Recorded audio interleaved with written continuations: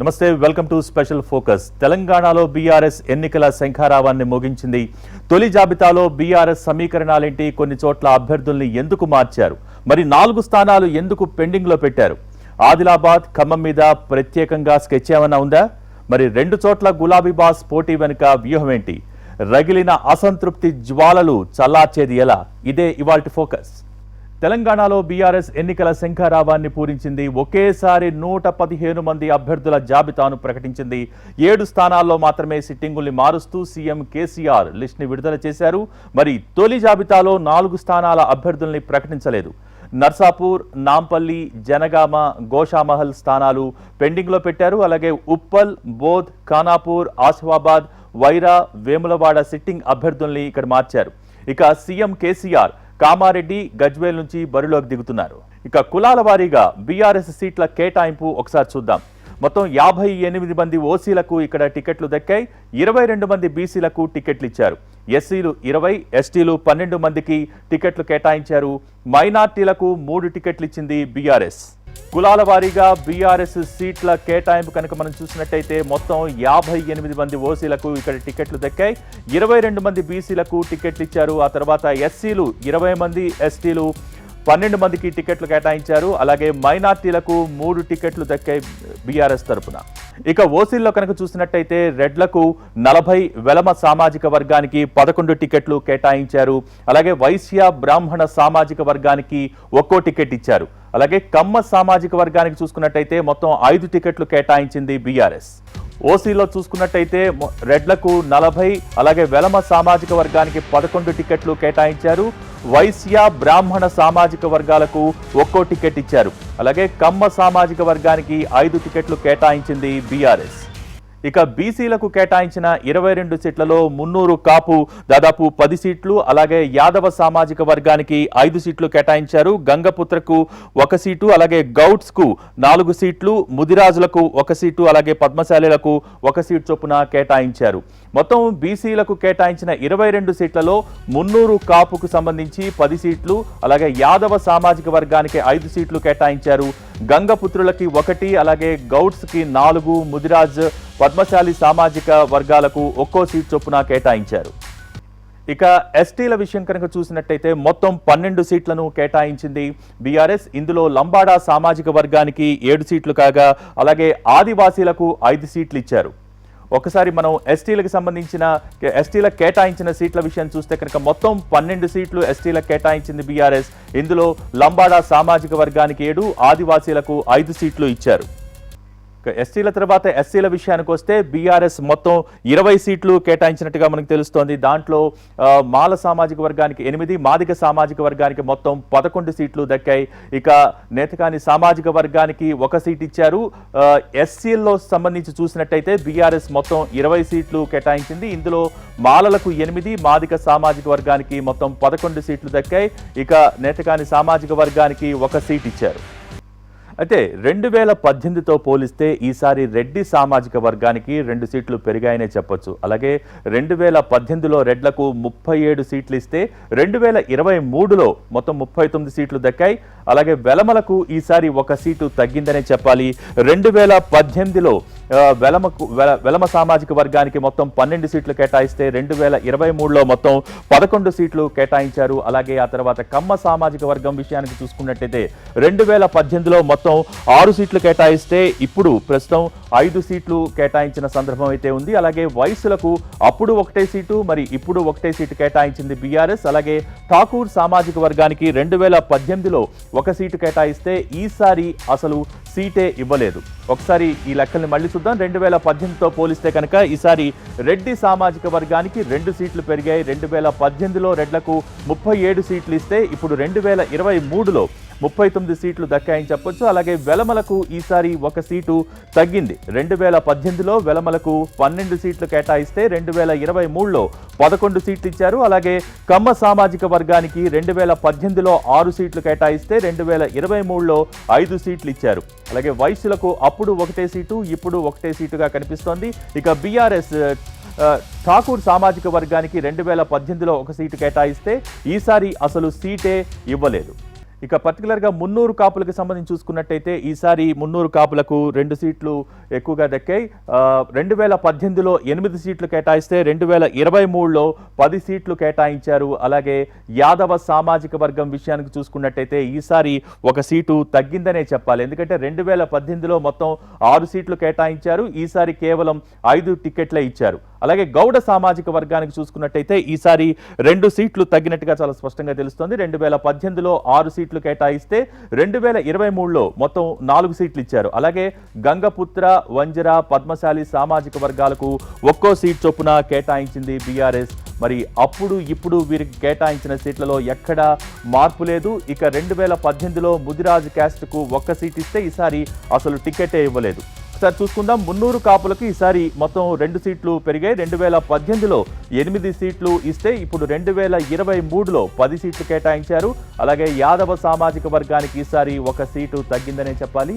2018లో 6 సీట్లు కేటాయిస్తే ఈసారి 5 టికెట్లే ఇచ్చారు. అలాగే గౌడ సామాజిక వర్గానికి ఈసారి 2 సీట్లు తగ్గాయని చెప్పాలి. 2018లో 6 సీట్లు కేటాయిస్తే 2023లో కేవలం 4 సీట్లు మాత్రమే ఇచ్చారు. అలాగే గంగపుత్ర, వంజర, పద్మశాలి సామాజిక వర్గాలకు సంబంధించి చూసుకున్నట్టయితే ఒక్కో సీటు చొప్పున కేటాయించింది బీఆర్ఎస్. అప్పుడు ఇప్పుడు వీరికి కేటాయించిన సీట్లలో ఎక్కడా మార్పు లేదు. ఇక 2018లో ముదిరాజ్ క్యాస్ట్కు 1 సీట్ ఇస్తే ఈసారి అసలు టికెటే ఇవ్వలేదు.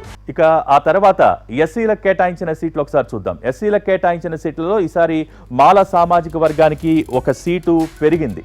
ఎందుకంటే మాలలకు 2018లో 7 సీట్లు ఇస్తే ఈసారి 8 సీట్లు కేటాయించారు. అలాగే మాదిక సామాజిక వర్గానికి కేటాయించిన టికెట్లలో అసలు ఎక్కడ మార్పు లేదు. 2018లో 11 సీట్లు ఇస్తే ఇప్పుడు కూడా ప్రస్తుతం 11 సీట్లు కేటాయించారు. అలాగే నేతగాని సామాజిక వర్గానికి అప్పుడు ఇప్పుడు ఒకేలా సీట్ ఇచ్చారు.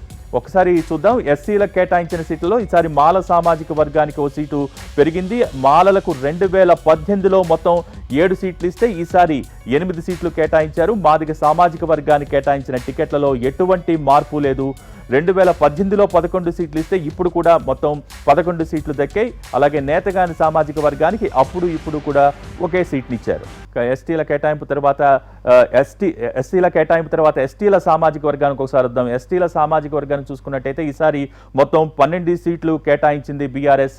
ముఖ్యంగా లంబాడ, ఆదివాసులు కేటాయించిన సీట్ల సంఖ్యలో ఎటువంటి మార్పు కనిపించట్లేదు. అలాగే లంబాడాలకు 2018లో చూసినట్టయితే మొత్తం 7 సీట్లు కేటాయిస్తే 2023లోనూ 7 సీట్లు ఇచ్చారు.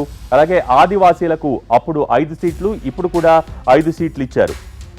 ఎస్టీ సామాజిక వర్గానికి ఈసారి మొత్తం 12 సీట్లు కేటాయించింది బీఆర్ఎస్. అలాగే లంబాడా, ఆదివాసీలకు కేటాయించిన సీట్ల సంఖ్యలో ఎటువంటి మార్పు కనబడట్లేదు. లంబాడాలకు 2018లో 7 సీట్లు కేటాయిస్తే 2023లోనూ మొత్తం 7 సీట్లు ఇచ్చారు. అలాగే ఆదివాసీలకు కూడా అప్పుడు 5 సీట్లు, ఇప్పుడు కూడా 5 సీట్లు ఇచ్చారు. ఇంకా ఆ తర్వాతి వరుసలో మైనార్టీలకు సంబంధించి మైనార్టీలకు బీఆర్ఎస్ కేటాయించిన సీట్ల సంఖ్యలో ఎటువంటి మార్పు కనబడట్లేదు. బీఆర్ఎస్ కేటాయించిన సీట్ల సంఖ్యలో మార్పు లేదు కాబట్టి 2018లో 3 ఇస్తే ఈసారి కూడా 3 సీట్లు మైనార్టీలకు దక్కాయి. మైనార్టీలకు బీఆర్ఎస్ కేటాయించిన సీట్ల సంఖ్యలో ఎటువంటి మార్పు లేదు. 2018లో మొత్తం 3 సీట్లు కేటాయిస్తే ఈసారి కూడా 3 సీట్లు మైనార్టీలకు దక్కాయి. అయితే ఈసారి ఎన్నికల్లో కొత్తగా అభ్యర్థులు ఎవరెవరు ఉండబోతున్నారు మొత్తం అది కనుక మనం ఒకసారి పరిశీలిస్తే ఈసారి 12 స్థానాల్లో కొత్త అభ్యర్థుల్ని ప్రకటించింది బీఆర్ఎస్. ఉప్పల్లో బండారి లక్ష్మారెడ్డికి బీఆర్ఎస్ టికెట్ ఇచ్చింది. అలాగే వేములవాడలో చల్మెడ లక్ష్మీ నరసింహారావు, ఆ తర్వాత ఖానాపూర్లో జాన్సన్, అలాగే స్టేషన్ ఘన్పూర్లో చూసినట్టయితే కడియం శ్రీహరి, ఆసిఫాబాద్లో కోవా లక్ష్మీ, వైరాలో మదన్ లాల్, అలాగే బోధులో అనిల్ జాదవ్, ఇక తర్వాత కోరుట్లలో కల్వకుంట్ల సంజయ్కు ఇక్కడ టికెట్ ఇచ్చిన సందర్భం అయితే ఉంది. ఇక దుబ్బాకలో చూసినట్లయితే కొత్త ప్రభాకర్ రెడ్డికి టికెట్ కేటాయించారు. ఇక హుజూరాబాద్ లో కౌశిక్ రెడ్డి, ములుగులో నాగజ్యోతి, కంటోన్మెంట్ లో లాస్యా నందితను బీఆర్ఎస్ అభ్యర్థులుగా ప్రకటించింది. అయితే మొదటి నుంచి చాలా ఆసక్తికరంగా మారిన అంశం ఏంటంటే ఈసారి ఎవరిని పక్కన పెడతారు అన్న అంశం. మొత్తం సిట్టింగుల్లో 7గురికి కేసీఆర్ హ్యాండ్ ఇచ్చారు. ఉప్పల్లో భేతి సుభాష్ రెడ్డికి ఈసారి టికెట్ దక్కలేదు. ఇక బండారి లక్ష్మారెడ్డిని ఇక్కడ అభ్యర్థిగా ప్రకటించారు. ఇక తర్వాత ఆసిఫాబాద్లో కోవా లక్ష్మికి టికెట్ ఇచ్చి సిట్టింగ్ ఎమ్మెల్యే ఆత్రం సక్కుకు షాక్ ఇచ్చారు. అలాగే ఖానాపూర్లో జాన్సన్ నాయక్ కు అవకాశం ఇచ్చారు. సిట్టింగ్ ఎమ్మెల్యే రేఖా నాయక్ కు టికెట్ దక్కలేదు. ఇక తర్వాత వేములవాడలో చూసినట్టయితే ఈసారి చల్మెడ లక్ష్మీ నరసింహారావును అభ్యర్థిగా ప్రకటిస్తూ చెన్నమనేని రమేష్ ని పక్కన పెట్టారు. ఆ తర్వాత కోరుట్లలో కల్వకుంట్ల సంజయ్ను అభ్యర్థిగా బీఆర్ఎస్ ప్రకటించింది. విద్యాసాగర్ రావు అనారోగ్యంతో ఆయన తనయుడికి ఈ సీటు కేటాయించారు. ఇక వైరాలో మదన్ లాల్కు టికెట్ కేటాయించి రాములు నాయక్కు హ్యాండ్ ఇచ్చారు. అలాగే స్టేషన్ ఘన్పూర్లో చూసినట్టయితే రాజయ్య అవుట్ అయిపోయారు. కడియం శ్రీహరికి ఇక్కడ ఛాన్స్ దక్కింది. తెలంగాణలో మొత్తం 119 నియోజకవర్గాలున్నాయి. బీఆర్ఎస్ ఫస్ట్ లిస్ట్లోనే మొత్తం 115 స్థానాలకు అభ్యర్థుల్ని ప్రకటించింది. కేవలం 4 స్థానాల్ని పెండింగ్లో ఉంచింది. నాంపల్లి, నర్సాపూర్, గోషామహల్, జనగామ సెగ్మెంట్స్కు ఇంకా క్యాండిడేట్స్ని అనౌన్స్ చేయలేదు. మొత్తం తెలంగాణలో ఉన్న సీట్ల సంఖ్య 119. మరి బీఆర్ఎస్ ఫస్ట్ లిస్ట్లోనే 115 స్థానాలకు అభ్యర్థుల్ని ప్రకటించింది. మొదటి నుంచి కూడా 90 నుంచి 105 మధ్య స్థానాల్లో అభ్యర్థుల్ని ప్రకటిస్తారు కేసీఆర్ అన్న వార్తలు నిన్న పొద్దునంతా మనం చూసాం. కానీ అనూహ్యంగా కేసీఆర్ నిర్ణయం తీసుకున్నారు. బీఆర్ఎస్ ఫస్ట్ లిస్ట్లోనే 115 స్థానాలకు అభ్యర్థుల్ని ప్రకటించారు. అలాగే కేవలం 4 స్థానాల్ని మాత్రమే పెండింగ్లో ఉంచారు. నాంపల్లి, నర్సాపూర్, గోషామహల్, జనగామ సెగ్మెంట్స్కు ఇంకా క్యాండిడేట్స్ని అనౌన్స్ చేయలేదు. జిల్లాల వారీగా అభ్యర్థులు ఎవరెవరో ఇప్పుడు ఒక్కసారి చూద్దాం. ముందుగా ఆదిలాబాద్ జిల్లా కనుక వస్తే ఆదిలాబాద్ జిల్లా సిర్పూర్ అభ్యర్థిగా కోనేరు కోనప్ప, అలాగే చెన్నూరు బాల్క సుమన్, బెల్లంపల్లి నుంచి దుర్గం చిన్నయ్య, మంచిర్యాల దివాకర్ రావు, ఆసిఫాబాద్లో కోవా లక్ష్మిని అభ్యర్థులుగా బీఆర్ఎస్ ప్రకటించింది. ఖానాపూర్లో భూక్యా నాయక్, ఆదిలాబాద్లో జోగురామన్న, అలాగే బోధ్ అనిల్ జాదవ్, నిర్మల్లో ఇంద్రకరణ్ రెడ్డి, ముధోల్లో విఠల్ రెడ్డిని అభ్యర్థులుగా ప్రకటించారు కేసీఆర్. ఆదిలాబాద్ తర్వాత నిజామాబాద్ విషయానికి వస్తే ఇక్కడ ఆర్మూర్లో జీవన్ రెడ్డి, అలాగే బోధన్ షకీల్, జుక్కల్లో హనుమంత్ షిండే, బాన్సువాడలో పోచారం శ్రీనివాసరెడ్డి, ఇక తర్వాత ఎల్లారెడ్డిలో జాజుల సురేందర్ని ఇక్కడ అభ్యర్థులుగా బీఆర్ఎస్ ప్రకటించింది. ఇక కామారెడ్డిలో కనుక చూసినట్టయితే కేసీఆర్, నిజామాబాద్ అర్బన్ బీగాల గణేష్ గుప్తా, అలాగే నిజామాబాద్ రూరల్లో బాజిరెడ్డి గోవర్ధన్, బాల్కొండలో వేముల ప్రశాంత్ రెడ్డి పోటీ చేస్తున్నారు. ఇక మెదక్ జిల్లాలో ఎవరెవరు పోటీ చేస్తున్నారు బీఆర్ఎస్ తరఫున ఒక్కసారి చూద్దాం. మెదక్ జిల్లాలో చూస్తే సిద్దిపేట నుంచి హరీష్ రావు పోటీ చేస్తున్నారు. అలాగే మెదక్ నుంచి పద్మా దేవేందర్ రెడ్డి బరిలో నిలవబోతున్నారు. అలాగే నారాయణ్ ఖేడ్ నుంచి భూపాల్ రెడ్డి ఇక్కడ బరిలో నిలవబోతున్నారు. ఇక చూసుకున్నట్టయితే ఒక్కసారి ఆందోళన నియోజకవర్గాన్ని చూస్తే క్రాంతి కిరణ్ పోటీ చేస్తున్నారు. జహీరాబాద్ నుంచి మాణిక్రావు, అలాగే బీఆర్ఎస్ తరఫున మళ్లీ రేసులో ఉండబోతున్నారు. అటు సంగారెడ్డిలో చూసినట్టయితే చింతా ప్రభాకర్, పటాన్చెరు గూడెం మహిపాల్ రెడ్డి, దుబ్బాకలో కొత్త ప్రభాకర్ రెడ్డి, గజ్వేల్లో సీఎం కేసీఆర్ పోటీ చేయబోతున్నారు. ఇక మెదక్ తర్వాత కరీంనగర్ జిల్లాలో బీఆర్ఎస్ అభ్యర్థులుగా ఎవరు పోటీ చేస్తున్నారు? ఇక్కడ కరీంనగర్ జిల్లాకు సంబంధించి చూసుకున్నట్టయితే కోరుట్లలో కల్వకుంట్ల సంజయ్ బరిలోకి దిగబోతున్నారు బీఆర్ఎస్ తరఫున. అలాగే జగిత్యాలలో సంజయ్ కుమార్, ధర్మపురిలో కొప్పుల ఈశ్వర్ బీఆర్ఎస్ తరఫున బరిలోకి దిగబోతున్నారు. ఇక ముఖ్యంగా రామగుండం చూసుకున్నట్టయితే కోరుకంటి చందర్ ఇక్కడ బీసీ అభ్యర్థిగా బరిలోకి దిగబోతున్నారు. అలాగే మందరిలో పుట్టా మధు ఇక్కడి నుంచి పోటీ చేయబోతున్నారు. కరీంనగర్ విషయానికి చూసుకున్నట్టయితే కోరుట్లలో కల్వకుంట్ల సంజయ్ పోటీ చేయబోతున్నారు. అలాగే పెద్దపల్లి నియోజకవర్గానికి చూసుకున్నట్టయితే దాసరి మనోహర్ రెడ్డి ఇక్కడ బరిలో దిగబోతున్నారు. అలాగే కరీంనగర్ నుంచి గంగుల కమలాకర్, చొప్పదండి నుంచి సుంకే రవిశంకర్, వేములవాడ నుంచి లక్ష్మీ నరసింహారావు బరిలో దిగబోతున్నారు. ఒకసారి కరీంనగర్ జిల్లాకు సంబంధించి చూద్దాం. కరీంనగర్ జిల్లాలో బీఆర్ఎస్ అభ్యర్థులుగా కోరుట్లలో కల్వకుంట్ల సంజయ్, జగిత్యాల సంజయ్ కుమార్, అలాగే ధర్మపురి కొప్పుల ఈశ్వర్, రామగుండం కోరుకంటి చందర్, అలాగే మంథనిలో పుట్ట మధు పోటీ చేస్తున్నారు.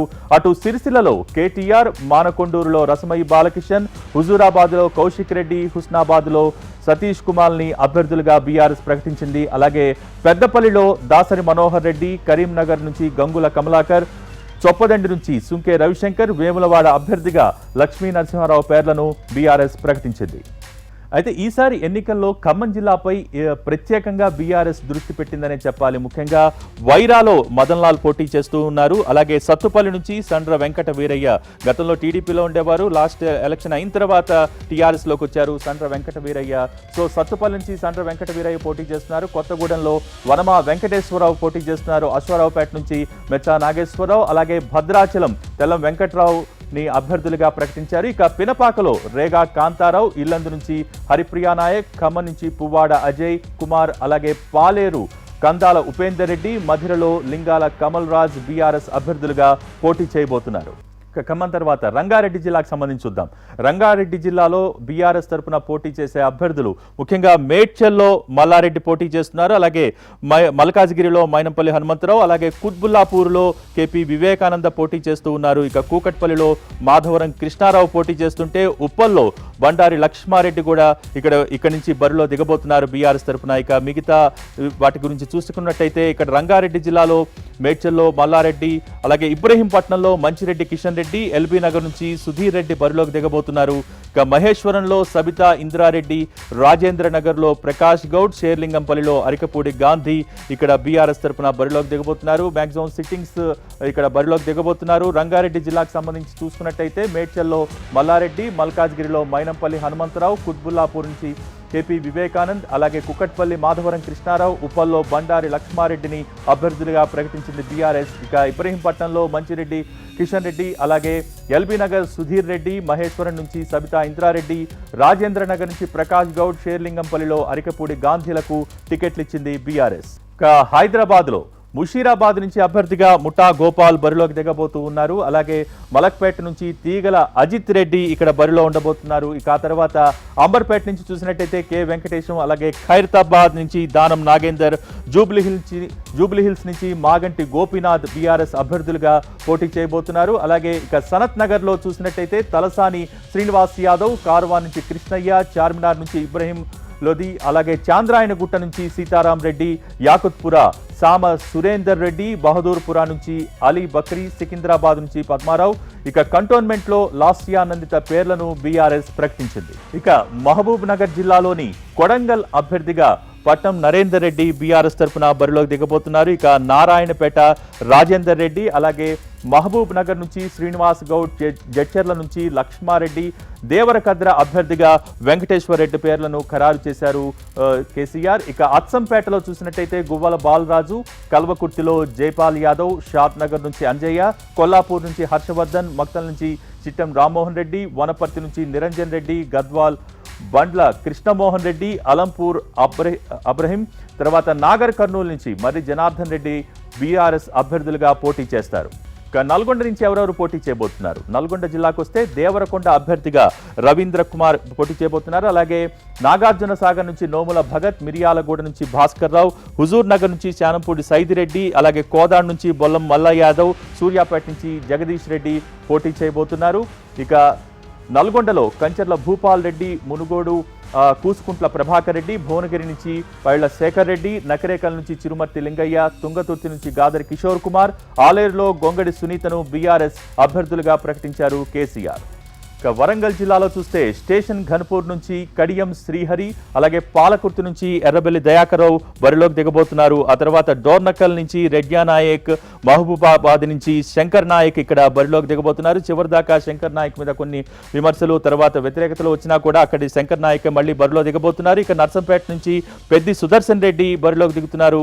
పరకాల నుంచి చల్లా ధర్మారెడ్డి వరంగల్ జిల్లాకు సంబంధించి బరిలోకి దిగబోతున్నారు. ఇక వరంగల్ వెస్ట్ లో దాస్యం వినయ్ భాస్కర్, అలాగే వరంగల్ ఈస్ట్ నుంచి నన్నపునేని నరేందర్, వర్ధన్నపేట నుంచి ఆరూరు రమేష్, భూపాల్ నుంచి గండ్ర వెంకటరమణారెడ్డి, ములుగు నియోజకవర్గంలో నాగజ్యోతి బరిలోకి దిగబోతున్నారు. ఇవి వరంగల్ జిల్లాకు సంబంధించి చూస్తే అభ్యర్థులు ఎవరెవరు బరిలోకి దిగబోతున్నారు అన్న విషయం చూస్తే కనుక ప్రస్తుతం మనకి ఉన్న వివరాలు: వరంగల్ వెస్ట్ నుంచి దాస్యం వినయ్ భాస్కర్, వరంగల్ ఈస్ట్ నుంచి నన్నపునేని నరేందర్, అలాగే వర్ధన్నపేట నుంచి ఆరూరు రమేష్, భూపాలపల్లి నుంచి గండ్ర వెంకటరమణారెడ్డి, ములుగు నుంచి నాగజ్యోతి బరిలో ఉండబోతున్నారు. ఇక ఈసారి 2 చోట్ల నుంచి కేసీఆర్ పోటీ చేస్తున్నారు. కామారెడ్డి, గజ్వేల్ నుంచి బరిలోకి దిగుతున్నారు. ఇక ఇప్పటిదాకా కేసీఆర్ మొత్తం 8 సార్లు ఎమ్మెల్యేగా గెలిచారు. 1985లో తొలిసారి ఎమ్మెల్యేగా ఎన్నికయ్యారు. 1985 నుంచి 2004 వరకు సిద్దిపేటలో డబుల్ హ్యాట్రిక్ సాధించారు.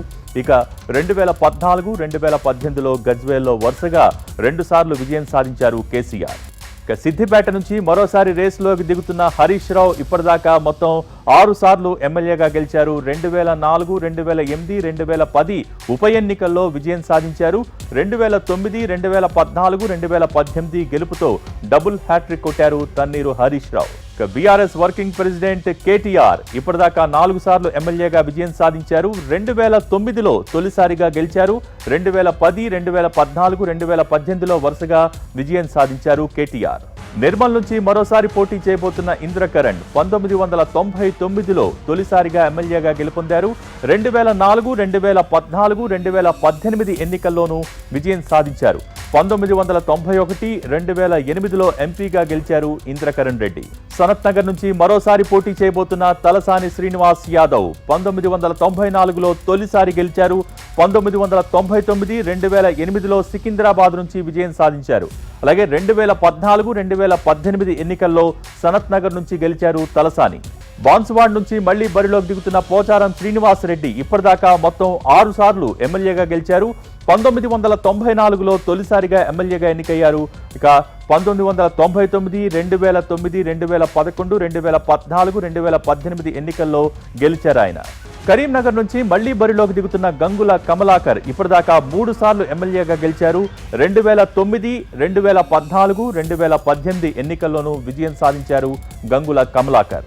ఇక ధర్మపురిలో బరిలో ఉన్న కొప్పుల ఈశ్వర్ ఇప్పటి వరకు 4 సార్లు ఎమ్మెల్యేగా గెలిచారు.